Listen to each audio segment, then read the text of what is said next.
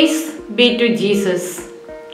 Word of God for today from St. Mark, chapter 2, verses 18 to 22.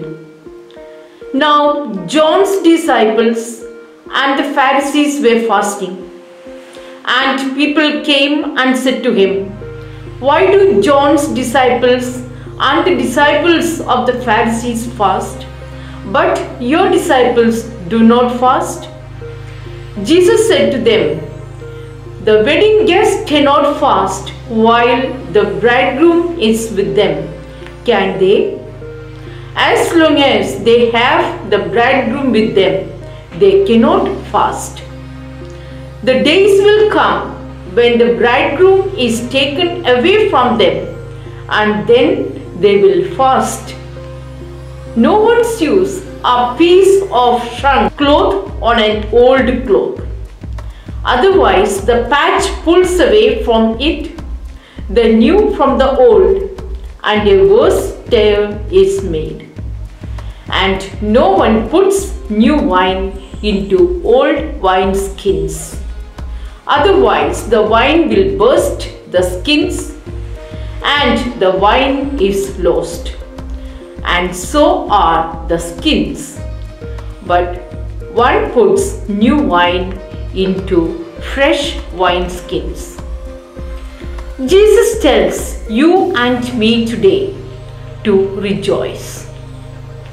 A Christian's life is often marked with a constant celebration, and celebration all because of our Lord. Gone are the days of gloom, for Christ comes to our midst with a new lease of life. We are Easter people, for Christ has brought a new joy, a new hope into our life. There isn't any room for grieving or remaining gloomy, for He has taken away all shame and sin from our life.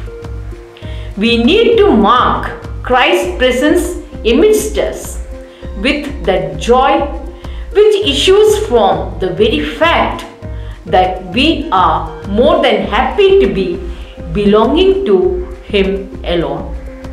Yes, Jesus tells His followers that the wedding guests cannot fast while the bridegroom is with them. To be assured of that, He poses a tag, "Can they?"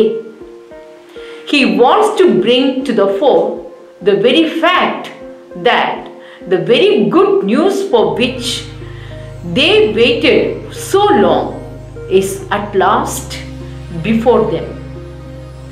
John the Baptist came with a purpose, and that had been completed, and the patient waiting has borne its result, giving enough reasons to be rejoicing. Jesus stresses on the point the kind of openness one should have while being alert to the transition from the old to the new. Like in the given context, in a way, a comparative study is made between John, who laid much stress on fasting, and Jesus, who came with a call to rejoice. Though it is not at all a paradox, since in Jesus alone that ultimate joy is perfected. When Jesus says that new wine is poured into fresh wineskins, He in a way suggests that we should also maintain a certain degree of elasticity in our minds. When our minds become fixed and settled in their own way, it becomes rather hard to accept the truth, and we are unable to understand the new rooted in the old. Jesus, the master of all time, illustrates in a way his expertise in getting from the here and now to the there and then. Dear friends, let us find reasons enough to rejoice in the Lord. Our everyday life, maybe sometimes we feel we have no reason at all to be happy. Yet, our life is not so bad and gloomy not to rejoice. Let us rejoice.